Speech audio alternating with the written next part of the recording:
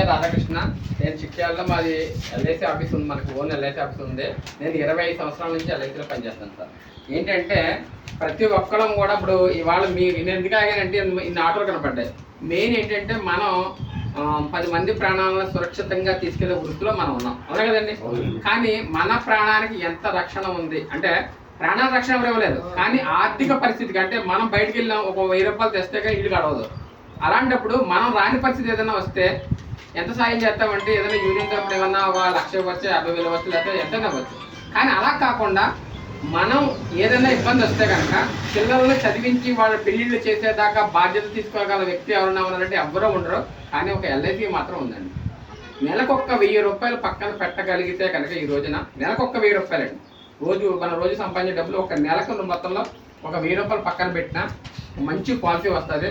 Unfortunately ఏదైనా ప్రమాదవశాత్తు ఏదైనా జరిగితే ఇమ్మీడియట్లీగా డబ్బులు ఇస్తుంది. ప్రతి సంవత్సరం పిల్లలు వెనకాల ఎవరైతే ఉన్నారో వాళ్ళు ప్రతి సంవత్సరం డబ్బులు ఇస్తుంది. బాండ్ టైం పూర్తి అయిపోయాక, ఉదాహరణకు బాండ్ టైం అయిపోయేటప్పటికి ఏ పెళ్లి అనుకుంటాం అనుకోండి, మళ్ళీ పెళ్లి టైంకి యథావిధిగా డబ్బులు ఇచ్చే పాలసీ ఉంది సార్. అంత మంచి పాలసీలు ఇవాళ ఉన్నాయి. ఎవరన్నా సరే ఆ రోజు ఏదైనా చేస్తే ఆ రోజు హెల్ప్ చేస్తారు, కానీ ఆ రోజు హెల్ప్ చేసేది అప్పులుకో లేకపోతే ఆ కార్యక్రమాలకు అయిపోతాయి. కానీ తర్వాత పిల్లల చదువులు, పోషణ, ఎప్పుడో లాంగ్ టర్మ్లో ఉండే పెళ్లి భారం అయిపోతాయి. అవన్నీ కూడా తీర్చగల పాలసీలు గవర్నమెంట్ మనకి ఇవాళ అందించింది, ఎల్ఐసి ద్వారా అందిస్తుంది. చెయ్యండి సార్, చిన్నగా చేయండి. ఇప్పుడు నేను చెప్పింది ఏదో మామూలుగా చెప్పాను, కానీ ఇప్పుడు ఉదాహరణ మీ ఏజ్ దగ్గర నేను చెప్తా. ఇంకోటి రిటైర్మెంట్, ఉదాహరణగా ఆయన ఉన్నారు, ఆయన పెద్ద ఆయన మనం కూర్చోబెట్టాం, కానీ ఆయనకి ఇన్కమ్ మనలాగా ఉండదు. కానీ ఆయనకి ఏదైనా ప్రతి నెల ఒక ఇన్కమ్ వచ్చేలా ఉంటే బాగుంటుంది. ఇన్కమ్ జనరేట్ చేసుకునే స్కీమ్స్ ఉన్నాయి సార్. ఇవాళ వృద్ధాప్యం అనేది చాలా భారం, వృద్ధాప్యంలో మనం మన తల్లిదండ్రులు ఎలా చూడలేకపోతున్నామో మన పిల్లలు అసలు చూడండి. దానికోసం పెన్షన్ స్కీమ్స్ ఉన్నాయి. ఇంకోటి అన్నిటికన్నా ఇంపార్టెంట్ ఆరోగ్యం.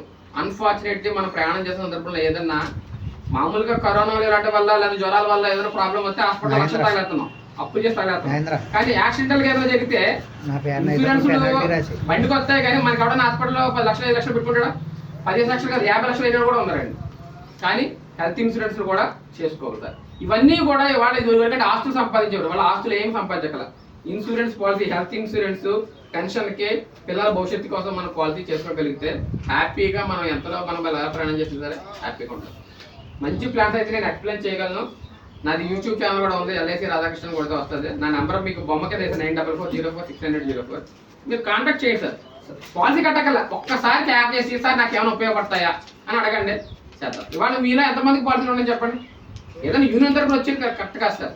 మనం ఈ రోజు ఏదైనా మా ఊరు ఉదాహరణ ఎగ్జాంపుల్ పాలసీ వాడు చెప్తాను, 24,000 కట్టమంటే చిన్నగా కట్టుకున్నాడు, నేను అంత కట్టలే అన్నాడు, కట్టాడు. పొరపాటున పోలవరం కావలో పడిపోయాడు. సైకిల్ మీద ఎంత వ్యాక్పిట్ బత్త ఊపేసి మన చెరుకు మీద దగ్గరే పోలవరం కావలో పడిపోతే అప్పుడు డబ్బులు ఇచ్చాం. అమ్మాయి 3 ఏళ్ళ పాప చేసాం.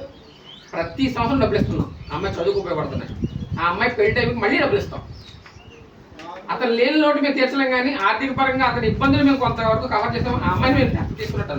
నిజంగా ఆ రోజు ఆ అమ్మాయి ఏమందంటే, సార్ రాధాకృష్ణ గారు మీరు ఆ రోజు 24,000 కట్టమన్నాను, కట్టలేకపోయాను, 2,000 కట్టాను అంటే ఎవరు ఎక్స్పెక్ట్ చేశారు. కానీ 24,000 కట్టడం అయితే నా పిల్లలు ఇంకా బాగా చదువుకునేదండి అన్నారు. అది సార్. Thank you sir.